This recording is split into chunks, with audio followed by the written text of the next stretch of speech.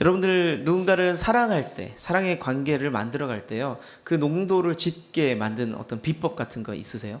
누군가를 관계를 시작할 때, 누군가를 사랑할 때 그 관계가 깊어지는 비법 같은 거, 저만의 어떤 자신만의 어떤 비책 같은 거 있으십니까? 예. 이재호 집사님 뭐 그런 거 있으세요? 없다고요? 그래도 뭐 이렇게 작업 들어가실 때 하셨을 텐데 그런 거 없었습니까? 네. 저마다 기준들이 있을 거예요. 내가 누군가에게 사랑을 얻기 위해서, 관계가 깊어지기 위해서 이거는 참 좋은 거야 라는 방법들을 가지고 있을 텐데, 저는 어찌됐든 간에 원칙적인 원론적인 이야기지만 함께 시간을 오랫동안 쌓아가는 것이 1번인 것 같아요. 그 시간을 쌓아가는 시간이 곧 관계를 만들어가는 것 같습니다. 여기 계신 분들은 저마다의 시간들을 쌓아가고 있잖아요. 1년, 3년, 7년 이렇게 관계들을 저마다 다 쌓고 있으신데요.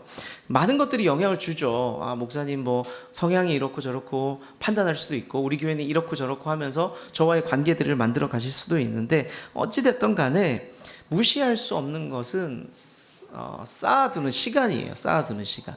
내가 좋은 나무 교회에 있은 지 벌써 5년이야, 7년이야, 20년이 됐네. 이것을 통해서, 이런 것들을 통해서 사실은 관계들이 깊어지게 됩니다. 언젠가 우리 교회 차 할부가 끝났을 때였습니다. 그래서 사역협의회 에서 이런 것들을 막 정리하고 할 때 몇몇 집사님들이 그런 말씀을 하셨어요.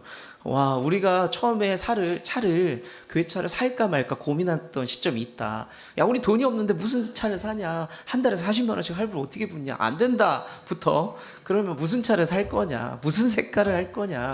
저는 그때가 선명하게 기억에 남아 있거든요.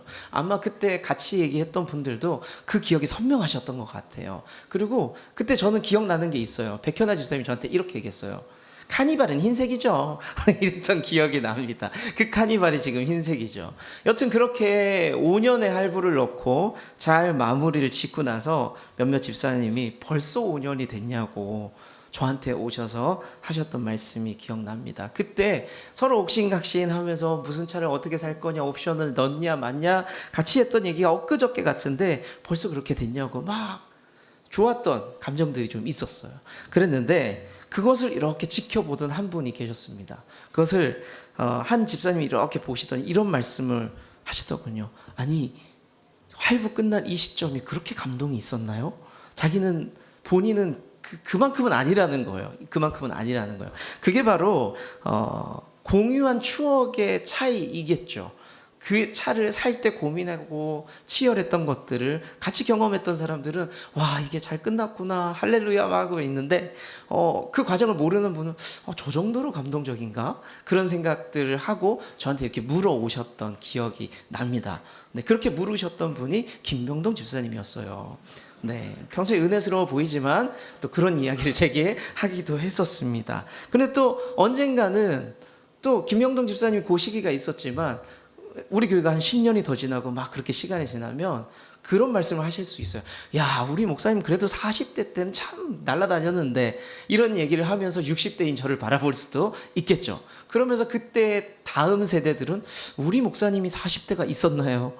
라고 이야기할 수도 있을 것 같습니다. 시간이 그렇게 우리의 관계들을 이렇게 쌓아두고 그렇게 사랑이 깊어지는 것 같습니다. 우리 좋은 나무 교회 공동체가 시간을 점점 차곡히 잘 쌓아보세요. 그래서 좋은 관계로 사랑을 쌓는 우리 모두가 될 수 있기를 바랍니다. 근데 신앙도 똑같아요. 신앙도 아프고 힘들고 괴로운 시간들이 신앙생활을 하면서 분명히 있습니다. 그게 무엇이 원인이든 간에 그 일들이 분명히 일어납니다. 그런데 그 시간에 하나님과 동행했던 시간이 길어지면요, 사람들은 하나님과 관계가 깊어져요. 그냥 하나님을 모르던 시기에 고난을 당하고 그렇게 지나왔던 시간과는 또 다른 깊이가 하나님과의 관계 속에서 깊어지는 새로운 경험들을 하게 됩니다. 그 시간 동안 하나님 무조건 감사했을까요? 하나님 앞에 하나님 감사합니다, 하나님 좋아요, 이 고백만 있었을까요? 아니에요. 하나님 앞에 원망도 하고 불평도 하고 이게 뭡니까? 이런 말들도 하지만 싸우면서 정드는 느낌 아시죠? 네, 그 느낌 아시죠? 하나님과도 옥신각신 내 모든 걸 허물들도 다 내려놓으면서 하나님과 깊어지는 그런 관계들이 쌓이기 시작합니다. 그런 시간도 없이, 그런 시간도 안 가지면서 하나님과 관계가 깊어지길 원한다? 그건 사실은 세상 말로는 도둑놈 심보예요. 갑자기 하나님과 엄청 친해지고 싶어요. 그러긴 어렵습니다. 어렵습니다. 신앙의 연륜, 짬밥, 사실 그래서 무시할 수가 없는 거죠. 여러분들 보기에 신재철과 이지현의 이미지가 어떤지 모르겠어요. 신재철, 이지현 둘이는 부부고 커플인데 어떤 이미지인지 모르겠습니다. 근데 아직도 저희 이모님이나 저희 부모님들은요, 저희 부부를 향해서 이렇게 얘기해요. 아이고, 니들 밥상 차리고 사는 거 보면 소꿉장난하는 것 같다, 이렇게 얘기를 하세요. 근데 저희도 벌써 20가 보세요. 20살이 됐잖아요. 그러니까 살아온 세월이 20년이 넘어간 거거든요. 20년이 넘어갔는데 아직도 어른들은 아기처럼 보고 어설프게 보고 그렇게 보시더라고요. 아파트 단지에서 이렇게 엘리베이터 타면은 이제 눈에 익잖아요. 같은 라인에. 그러면 제 아내한테 아직도 새댁이래요. 새댁? 헌댁된 지가 언젠지 모르겠는데 아무튼 아직도 새댁이라고 그러고, 신랑이 어째 그렇게 인상이 좋노? 네, 웃지 마세요. 동의만 해주시면 됩니다. 네, 그러시면서 어르신들이 그렇게 막 반겨주실 때, 아, 이분들이 보시기에는 그렇구나라는 생각들이 해보게 됩니다. 그렇지만 생각해보면 또 이렇게 세월이 많이 지났다는 거죠. 20년이 넘게 흘렀습니다. 같이 산 지. 이렇게 쌓여진 세월이 둘의 관계를 단단하게 했고 결코 가볍지 않게 만들었다는 거죠. 여기서 지금 청년들 중에 혹시 연애하는 친구들이 있는지 모르겠는데, 연애하는 친구들 보세요. 자기네들끼리 알콩달콩하고 세상이 두 쪽 나도 우리는 변치 않을 거야, 이런 약속들을 하고 그럴 것처럼 생각하지만, 에이, 과연 나도 그런 때 있었는데 세월이 쌓였을 때 그 단단함을 이길 수가 없어요. 이길 수가 없습니다. 네, 오늘 말씀을 보면요, 사실 좀 이해되지 않는 불편한 이야기들이 소개되고 있습니다. 베들레헴에 왔죠. 어머니와 함께 시어머니를 모시기 위해서 이제 룻이 뭐를 하냐? 일을 하기 시작을 합니다. 일을 합니다. 그런데 어머니 나오미가 어느 날 갑자기 며느리를 불러서 무슨 말을 하는데 누가 들어도 이상한 말을 하는 거예요, 며느리에게. 근데 며느리가 그 이야기를 듣고 나서 어머니 그게 무슨 말씀이세요? 라고 따져 묻거나 어머니 이상해졌어 연세 드시더니 그렇게 얘기하지 않고 순종을 합니다. 자, 그 이상한 이야기 중에 등장하는 인물이, 새로운 인물이 누구냐면 지난주에 등장했어요. 지난번에 땅 주인 보아스라는 남자가 이제 등장하기 시작합니다. 그래서 룻기 3장의 전체 이야기를 보면서요, 제가 이 말씀을 통해서 세 가지 아름다운 이야기를 읽게 됩니다. 우리가 그래서 앞으로 3주간 이 세 가지 아름다운 이야기를 볼 텐데요, 그 세 가지 아름다운 이야기를 통해서 여러분들과 하나님과의 관계가 더 깊어지기를 소망합니다. 그 첫 번째 이야기는 뭐냐면요, 순종이에요. 이해할 수 없어도 순종하는 이야기가 쌓여서 여러분들과 하나님과의 관계가 깊어질 줄로 저는 믿습니다. 오늘 순종의 이야기를 나눠볼 텐데요, 베들레헴에서 보아스라는 남자의 도움, 땅 주인 남자의 도움으로 생계를 나오미와 룻이 이어가게 됩니다. 그런데 어느 날 나오미가 며느리 룻을 불러요. 룻을 불러서 이런 말을 합니다. 자, 네 삶이, 지금 우리 삶이 근근히 먹고 사는 것은 시작이 되었는데 여기서 끝나면 안 돼. 이제 네 삶이 좀 안정적이고 행복해져야 되지 않겠냐. 그러니까 엄마 말 잘 들어. 시어미 말 잘 들어라. 오늘 밤에 너의 농장 주인 보아스가 일을 다 끝낸 다음에 어딘가에서 피곤해서 야근하다가 피곤해서 잠을 잘 거야. 거기가 어딘지 잘 봐둬. 그런 다음에 그곳에 네가 찾아가서 그 발치 아래 근처에서 잠을 자면 돼. 누워. 그 옆에 누워. 근데 그냥 가면 안 된다. 네가 목욕도 하고 향수도 뿌리고 단장을 하고 가야 된다라는 이상한 이야기를 합니다. 사실 무슨 말이에요? 이게 시어머니가 왜 이런 말을 할까요? 왜 이런 말을 할까요? 며느리 시집 보내기 작전 짠 거예요. 시집 보내려고 그런 겁니다. 근데 며느리 입장에서는 이 이야기가 감사해요? 예? 황당해요? 예, 좀 황당하죠. 사실은 황당해요. 친정엄마는 그럴 수 있어. 그쵸? 친정엄마는 이렇게 옆구리 찌를 수 있어. 좋은 남자가 나타난 것 같다. 좀 어떻게 좀 잘해봐. 근데 시어머니가 이런 얘기하기 쉽지 않죠. 그리고 요즘 같아서는요, 사실 이런 이야기 하면요, 짜증내요.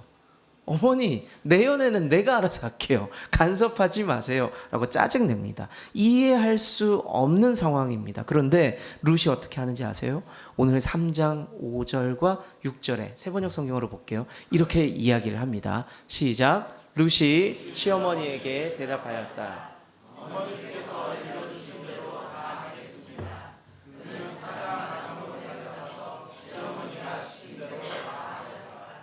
룻은요, 어머니 말씀을 들은 다음에 제가 그렇게 할게요 라고 말만 하지 않았어요. 사실 말만 하는 경우가 엄청 많거든요. 보통 듣기 싫은 말 막 계속 듣잖아요. 그러면 예를 들면 뭐 이런 거 있잖아요. 지호가 집에서 스트레스를 많이 받아요. 엄마 아빠가 계속 잔소리를 하는 거예요. 그러면 지호가 저한테 와서 엄마 아빠 짜증난다고 계속 이상한 말만 한다고 저한테 얘기를 하잖아요. 그러면 저 같은 어른들이 뭐라고 얘기하냐면 그냥 들은 척만 해. 그렇게 안 해도 돼. 이렇게 많이 얘기하시잖아요. 그렇죠? 예, 그렇게 얘기할 수 있죠. 그런데 룻이요, 그렇게 하겠습니다라고 이야기를 한 다음에 말에서 끝나지 않았어요. 진짜 그렇게 합니다. 어머니 시키는 대로 그렇게 합니다. 자, 우리는 이 대목에서요, 룻의 적극적인 순종을 읽어낼 수가 있습니다. 그러면 이 순종이 어떻게 가능했을까요? 이게 계산을 막 열심히 해봤더니 어머니 말씀이 맞네, 그렇게 하는 게 좋겠네 라고 계산을 했을까요? 자, 순종에는요 최고의 방법은 뭐냐면 계산 판단보다도 적극적인 신뢰가 필요합니다. 내가 상대방이 하는 말들을 믿을 때에 순종을 하게 됩니다. 모압이라는 땅에서 베들레헴으로 올 때부터요, 룻은, 이 여인은 시어머니 나오미를 신뢰하기로 작정했죠. 그래서 여기까지 따라왔습니다. 우리도 살다 보면요, 이런 이해할 수 없는 상황과 마주칠 때가 엄청나게 많죠. 내가 어떻게 해야 될지도 모르겠고 하나님 주시는 부담은 있는데 그건 말도 안 되는 것 같고 하기도 싫을 때가 엄청 많습니다. 근데 저는 이렇게 말씀을 드리고 싶어요. 하나님이 부담을 주시잖아요. 오히려 쉬워요. 내가 하기 싫을 뿐이지 하나님이 부담을 주셨다는 것은 하면 되는 거예요. 굉장히 생각보다 심플합니다. 굉장히 심플해요. 사실 망설일 이유가 없어요. 하나님 부담을 주시잖아요. 그냥 하면 됩니다. 사역자들은, 저와 같은 이제 사역자들은요, 교육자들은 어린 시절부터, 젊은 시절부터 그 훈련을 그냥 받고 살아요. 그래서 하나님이 어떤 부담을 주시잖아요. 또 이러신다라는 말은 나올지언정 하면 돼요. 고민하지 않아요. 그냥 그렇게 하면 됩니다. 그래서 성도님들이 이렇게 봤을 때 교육자의 삶이요, 왜 저렇게 하시지 싶을 때가 종종 있어요. 이해가 안 돼요. 계산하면 저게 답 안 나오는 거거든요. 근데 목회자들이 가끔 계산 안 되고 답 안 나오는 건데 뛰어들 때가 분명히 있어요. 그때는 이렇게 생각하시면 돼요. 목사님, 또 하나님은 부담스러운 음성 들었구나. 또 저렇게 하는 거 보니까 목사님 얼마나 힘드실까, 이 생각하면서 여러분들이 곁에서 기도해 주시면 됩니다. 자, 그렇게 이상하게 보이는, 성도님들이, 목회자들이 부담스러운 상황인데 뛰어들었을 때 이상하게 보이는 것처럼 제가 오늘 나오미와 룻을 보면서 좀 이상하게 보입니다. 왜 이러지? 저 사람들은 왜 저러지? 또 이해하기 어려울 수도 있습니다. 그런데 그렇게 할 때에 그 원인은 하나예요. 하나님 뭔가 하실 거야. 신뢰죠. 신뢰입니다. 뭔가 하나님 하실 거야. 내가 당장 손해볼 것 같고 힘들 것 같지만 저렇게 할 때는, 내가 이렇게 할 때는 하나님이 뭔가 하실 거야 라는 기대와 믿음, 신뢰가 필요합니다. 우리가 언젠가 욥기의 말씀을 굉장히 오랫동안 살펴봤습니다. 욥기를 살펴보면서 고난 앞에서 두려움이 사라지셨어요? 저랑 욥기를 오래 말씀을 나눴던 분들, 그 말씀은 기억 안 나실 수 있는데 그 말씀을 함께 나누면서 들으면서 삶의 고난이 가벼워지셨습니까? 두려움이 사라지셨습니까? 고난이 별거 아닌 것처럼 느껴지시나요? 아니에요. 고난은 올 때마다 무서워요. 올 때마다 힘들어요. 아주 단순해요. 여러분들 치과 가끔 가시죠? 치과는 자주 가지 않잖아요. 그렇죠? 치과 한 번 가고 두 번 가니까 면역이 되셔서 세 번째 갈 때는 하나도 안 무서워요?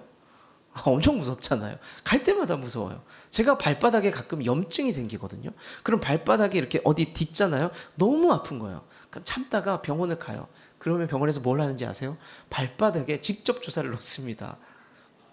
근데 너무 아픈 거예요. 제가 그걸 한 번 경험하고 두 번 경험하고 한 5번쯤 경험하니까 병원 가면서, 병원이 바뀌었어요. 근데 병원 가면서도 이제 머릿속에서 뇌가 작동해요. 아, 또 맞겠구나. 그러면서 자연히 의사가 그 주사 놓기 좋은 자세로 엎드려 눕습니다.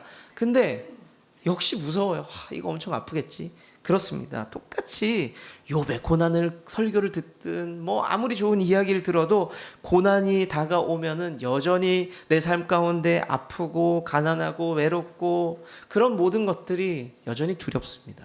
힘들어요. 언젠가 어려움이 많은 집사님이 저에게 오셔가지고 말씀을 하셨어요. 자신의 삶이 어려운 분들을 말씀을 하시는데 제가 그 이야기를 딱 듣고 위로와 좋은 말씀들을 해드리면 참 좋겠는데 제가 뭐라고 말씀드렸냐면, 집사님 고난이 너무 힘들죠. 근데 안 끝나요. 안 끝난다라고 말씀드렸어요. 지금 그 고난 끝나도 딴 거 또 올 거예요. 어떻게 해요? 안 끝날 겁니다. 그런데요, 제가 신앙생활 하면서 저도 이런저런 고난을 맞아 보니까, 시간이 지나 보니까 뒤를 돌아보니까 그 고난의 흔적이 은혜의 흔적이 되더라고요. 집사님 힘들지만요, 잘 견뎌보세요. 시간이 지나 보면요, 뒤돌아보면 내가 엄청 아팠던 그 흔적이 은혜의 흔적으로 분명히 다시 보일 겁니다 라는 말씀을 드렸습니다. 그래서 잘 견디자고, 잘 버텨보자고 말씀을, 제 솔직한 마음을 나눴던 기억이 있습니다.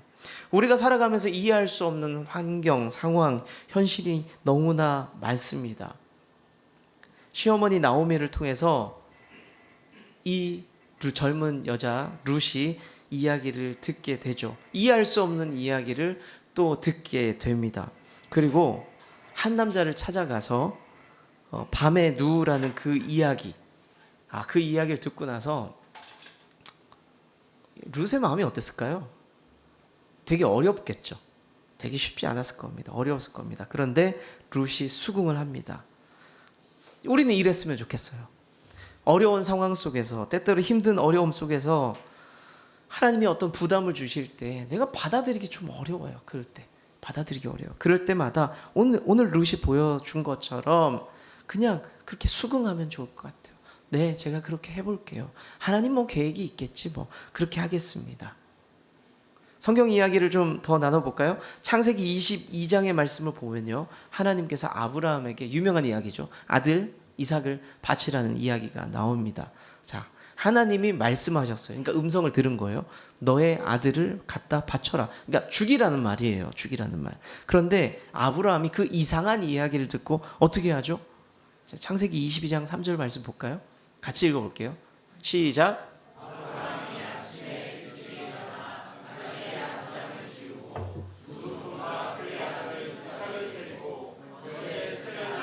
쪼개어 가지고 떠나 하나님이 자기에게 일러주신 곳. 말도 안 되는 이야기를 들었어요. 그렇지만 그 이야기를 듣고 룻처럼 아브라함도 움직이게 됩니다. 그러면 그렇게 가는 아브라함의 마음이 어떨까요? 아브라함이 뭐 기계입니까? AI입니까? 아무 감정이 없어요. 하나님께서 데리고 가서 아들 죽이라고 하는데, 그리고 점점 그 땅이 가까워 와요. 그 장소가. 그 마음이 어떻겠어요? 그 마음이 어떻겠습니까? 4절의 말씀을 통해서 그 마음을 조금 읽을 수 있는데, 4절의 말씀 한번 읽어볼게요. 시작. 제3일에 그곳을 터벅터벅 짐을 다 싸서 아들 데리고 종 데리고 같이 가고 있는데, 제사 드리라고 한 그 장소가 점점 가까워 와요. 장소가 가까워 온다는 것은 무슨 뜻이죠? 아들이 곧 죽을 거라는 거예요. 곧 죽을 거라는 겁니다. 그것도 내 손으로 죽이게 될 거라는 것입니다. 그래서 한숨이 깊게 나왔겠죠. 어쩌나, 이걸 어쩌나. 이해할 수 없는 그 상황 속에서 성경의 믿음의 선배들도 똑같이 한숨 쉬었어요. 똑같이 힘들었어요. 여러분들도 똑같지 않나요? 어려움 속에서 하나님 말씀 들려올 때 부담이 되면요, 우리는 한숨이 깊어져요. 나만 그래요? 아니요. 아브라함도 그랬어요. 다 똑같았습니다. 하지만 하나님을 신뢰함으로, 믿음으로, 이해는 안 되지만 일단 그 길을 걸어가는 것, 아브라함도 걸었고 룻도 걸었고 우리도 그 길을 걸어야 되는 줄로 믿습니다. 제 삶의 이야기 한 토막 나눠볼게요. 제가 22살 때 아주 어린 전도사 생활을 시작을 했거든요. 근데 벌써 보였네. 예, 이제 지금부터 보여드리는 사진에 여러분들 충격받거나 임산부들은 좀 눈을 잠시 가려도 좋고요. 충격을 받으실 수 있습니다. 네, 한번 띄워주세요. 예, 제가 요때는 20대 중반인 것 같아요. 6, 7살 될 때인 것 같은데 제가 가운데 있는 제 모습 저입니다. 예, 지금까지 왜 물론 저예요. 저 가운데 저예요.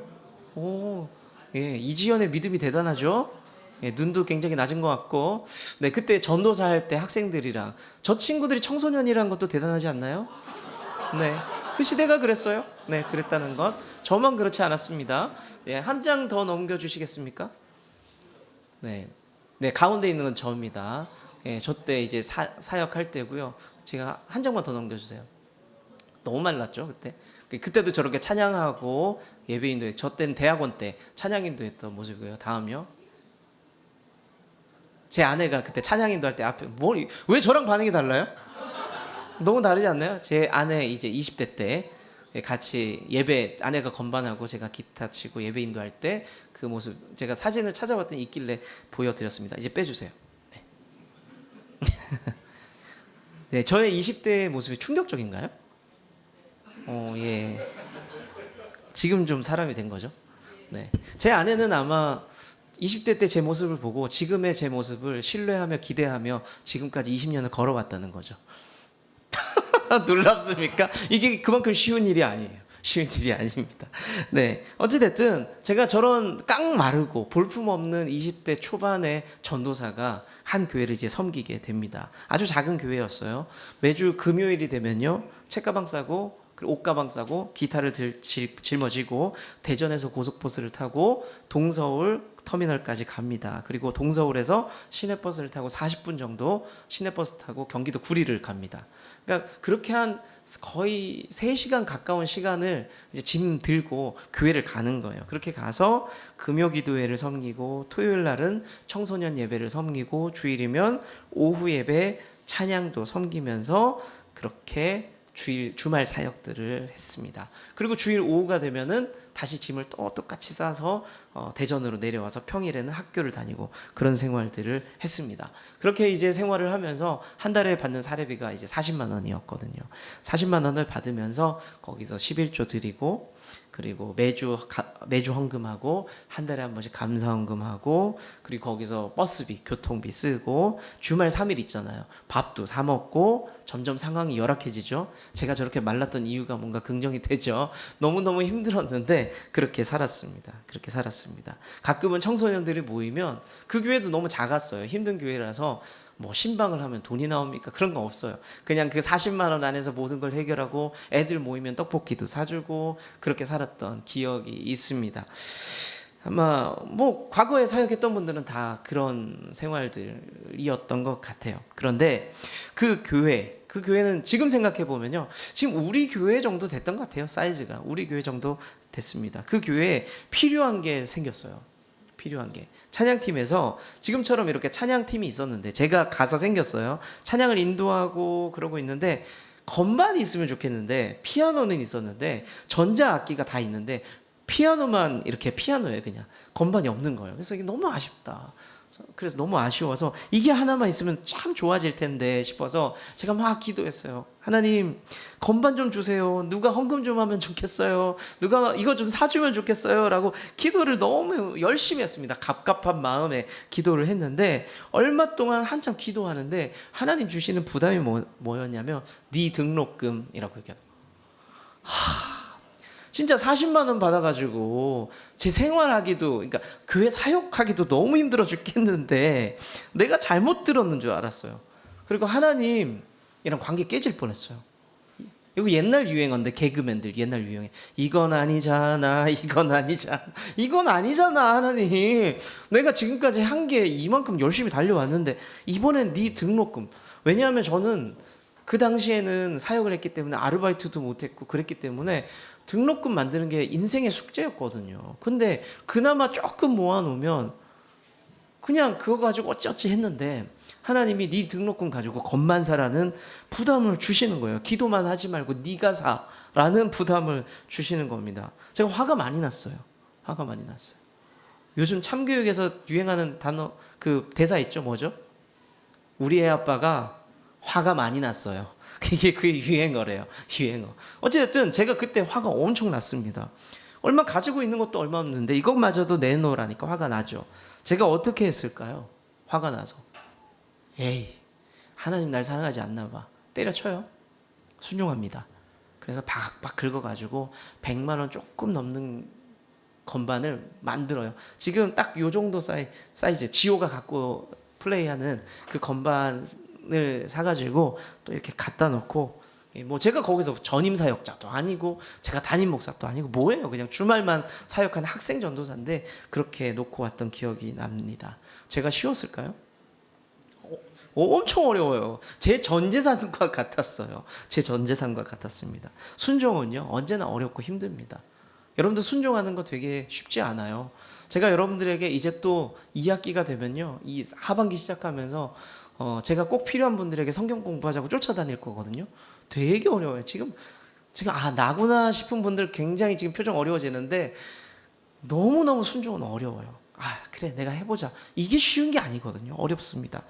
하지만 이해할 수 없어도 내가 그렇게 하겠습니다라고 드리는 순종은요, 하나님과 나 사이에 아름다운 이야기가 되고요, 시간들이 그렇게 쌓이는 거예요. 그러면서 믿음의 성장이 일어나는 겁니다. 좋은 일만 있어요? 믿음 생활하면서? 없어요.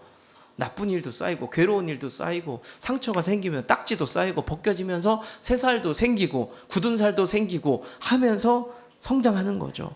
사랑하는 성도 여러분, 다 팍팍하고 힘들어요. 다 힘들어요. 알고 있습니다. 그렇지만 우리가 이제 믿음의 계단을 지금 여기서 멈추면 안 되잖아요. 언제까지 여기 있을 거예요? 20대 때 믿음, 30대 때 믿음 그대로 있을 거예요? 그러면 안 돼요. 조금 올라가야 되잖아요. 그러면 조금 뭔가를 하나 더 해야 돼요. 그게 뭔지는 각각의 문제예요. 여러분들의 문제예요. 각각의 문제. 그게 누가 보기에는 아주 쉬운 문제일 수도 있어요. 아니, 주일 예배를 왜 못 드려? 쉽죠. 근데 어떤 사람에게는 그게 엄청 큰 문제예요. 내가 주일날 앉아서 말씀 듣는 거, 30분 말씀 듣는 거 어떤 사람에게는 엄청 큰 숙제란 말이에요. 한 번도 풀로 설교를 들어본 적 없는 사람이 있을 수 있다니까요. 하지만 어떤 사람에게는 그게 믿음의 도전이에요. 근데 그거 해야 성장하는 거예요. 내가 한 번도 일어나서 찬양해 본 적이 없어요. 근데 그 사람에게 하나님이 부담 주실 때 일어나면 그게 믿음의 도전이에요. 누가 보기엔 그게 뭐라고. 하지만 그게 도전이라니까요. 우리가 저마다 다 달라요. 시간의 헌신, 물질의 헌신, 마음의 헌신, 공동체를 섬기는 방법 등등등 다양한 부담을 하나님이 주실 겁니다. 버거울 거예요. 분명히 버거울 겁니다. 그렇지만 그때마다 순종의 훈련을 하셔야 됩니다. 하셔야 돼요. 내가 하기 싫은 것, 내가 보기 싫은 것 분명히 신앙생활을 하다 분명히 있습니다. 지금 없어도 나중에는 분명히 있어요. 그럴 때 어떡하시겠어요? 버텨요. 버티는 겁니다. 버텨요. 담임 목사 보기 싫어도요, 버텨요. 언젠가 담임 목사님이 너무 사랑스러워 보이는 날이 온다니까요. 그러면서 내가 한 단계 성숙하는 겁니다. 성숙하는 겁니다. 힘들더라도 그 훈련을 시간을 통해서 하나님과 더 깊은 사랑을 나눌 수 있는 여러분들 되시기를 축복합니다. 말씀 정리할게요. 오늘 말씀을 정리하면서 성도 여러분들께 부탁드리고 싶은 말씀이 있어요. 주님 부르시는 그날까지요, 주님 다시 오시는 그날까지요, 삶 속에서 순종의 결단을 날마다 계속 이어가세요. 한 번 순종했으니까 내가 됐지. 제가 예전에 그러면 25년 전에 그 건반, 내 피 같은 돈을 다 해가지고 건반 하나 샀어요. 그때 순종 드렸으니까 내 인생의 순종 됐어, 끝났어. 그렇게 끝났을까요? 아니요. 그때부터 25년간 지금까지 계속해서 또 다른 헌신들을 하고 순종들을 하고 살아가고 있습니다. 한 번 하고 끝나는 거 없습니다.